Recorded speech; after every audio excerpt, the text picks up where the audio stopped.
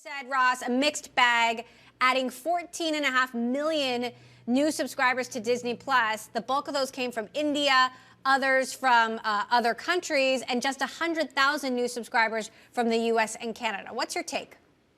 Well, I don't look at it as a mixed bag at all. I look at this as blowout results. I mean, you're looking at Netflix struggling to add subscribers and the tremendous competition in the streaming business, and Disney still growing tremendously, not only Disney Plus, but Hulu as well, and ESPN Plus. So when you look at their streaming business, although it's losing still a lot of money, the future looks very bright for that. And Disney was a great company before streaming. And what's really exciting about the earnings report is the parks are back with over $2 billion of profits and 500 million of it just from consumer products at the park. So, the operating results of this company have improved dramatically.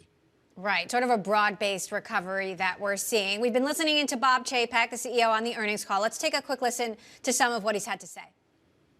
And significant subscriber growth at our streaming services, which added 15.5 million subscriptions in the quarter, including 14.4 million Disney Plus subscribers, of which 6 million were core Disney Plus and 8 million were Hotstar. As of the close of Q3, we now have 221 million total subscriptions across our streaming offerings.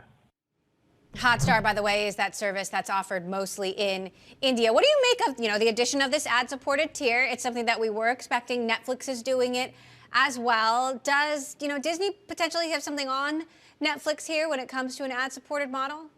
No, I think actually it'll be more beneficial for Netflix, the ad-supported model, because for many reasons. But I think for Disney, because they have, networks and cable channels and stuff. So you're sort of competing against yourself a little bit from the ads, or you're spreading your ads on another property.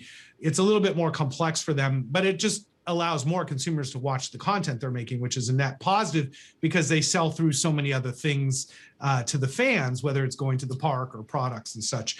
So for Disney, the most important thing, I don't love Bob Chapek, but he's proving he's a great operator during difficult times. He's not an exciting guy, but he's got the theme park, the profit drivers of the business back. And the losses that they're driving from Disney Plus will ultimately turn to gains over time. So I think they're managing the business pretty well. And there's no recession at Disneyland, I can tell you that. So what are you looking for in the coming quarter? Obviously, when it comes to streaming, it all comes down to content. Of course, Disney has a huge library, but there's been some concern about how much of the content will continue to appeal to adults, something that Netflix may be doing a little bit better. How do you think about those two players in a rapidly evolving streaming environment?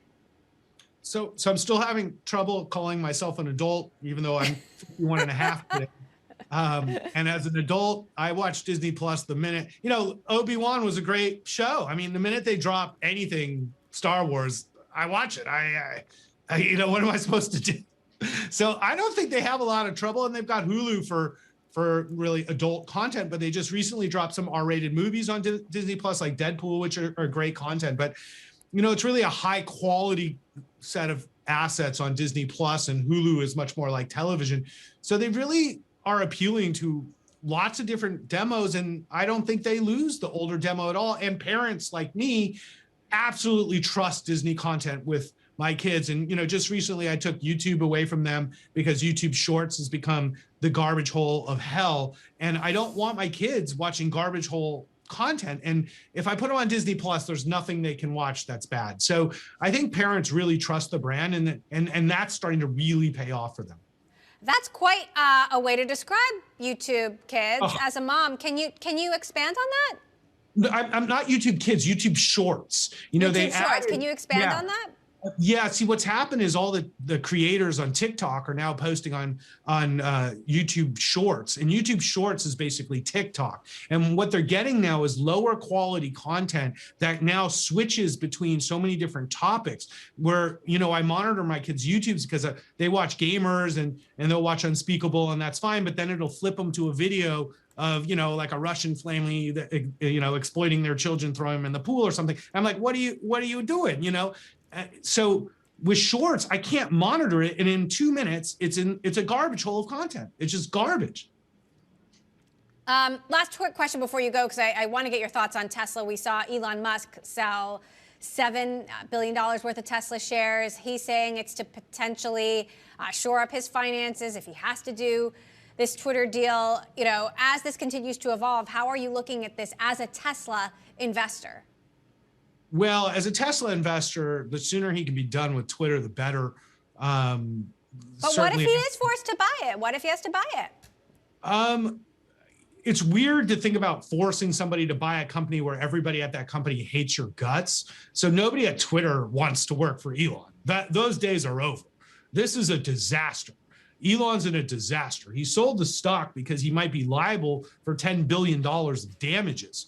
And so Twitter, the reason the stock's up, might end up getting a check for billions and billions of dollars so Elon can get out of this. But forcing him to buy the company would even be a worse outcome for everybody involved. And so I don't know if that's the court's intention. It's really to rectify the damage he's caused through this ill-fated merger. So this is a tough time for Elon, and it's really all him. Fortunately, he's the richest man in the world, so he can afford to lose $10 billion. But I think from a Tesla perspective, the sooner this is over, the better.